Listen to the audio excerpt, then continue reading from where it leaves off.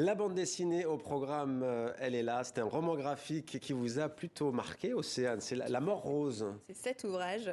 Vous pouvez le voir sur la couverture, une personne en combinaison, un roman graphique qui nous plonge donc dans un monde dystopique où la population vit depuis 20 ans avec un virus mortel Ah, qui a contaminé la Terre entière. Voilà, alors on suit un professeur, dessinateur, qui va rencontrer un groupe de personnes qui ne veulent pas se résigner à ce confinement et à ces règles imposées. Alors, bien sûr, on pense tout de suite au Covid, à ce qu'on a vécu, et vous allez me dire qu'on n'a pas forcément envie de se replonger dans cette période, mais il faut savoir qu'en fait l'auteur, Jaume Pallardo, a écrit cette histoire en 2014, il l'a publiée en 2017 en Espagne, et elle est publiée seulement aujourd'hui en 2020. Alors c'est assez troublant de lire cette bande dessinée après ce qu'on a vécu, et vous imaginez bien que c'était troublant aussi pour l'auteur de vivre la pandémie. Écoutez-le.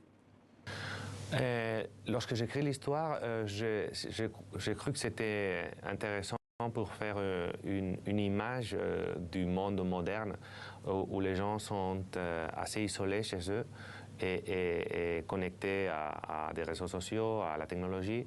Et lorsqu'ils sortent, c'est une expérience différente de l'expérience qu'ils vivent en solitaire. Et cette situation me semblait amusante en quelque sorte au niveau scénario pour développer cela et faire une sorte de miroir brisé de notre monde actuel. C'est ça la fonction, à mon avis, des dystopies.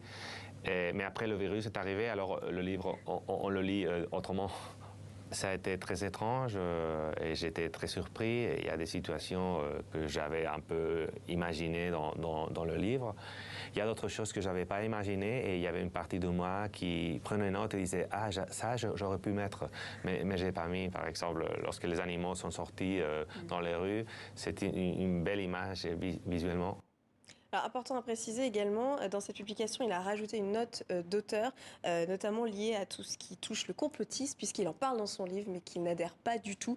Cette BD est donc purement fictive, à rappeler, mais très déroutante. merci, Océane. À demain.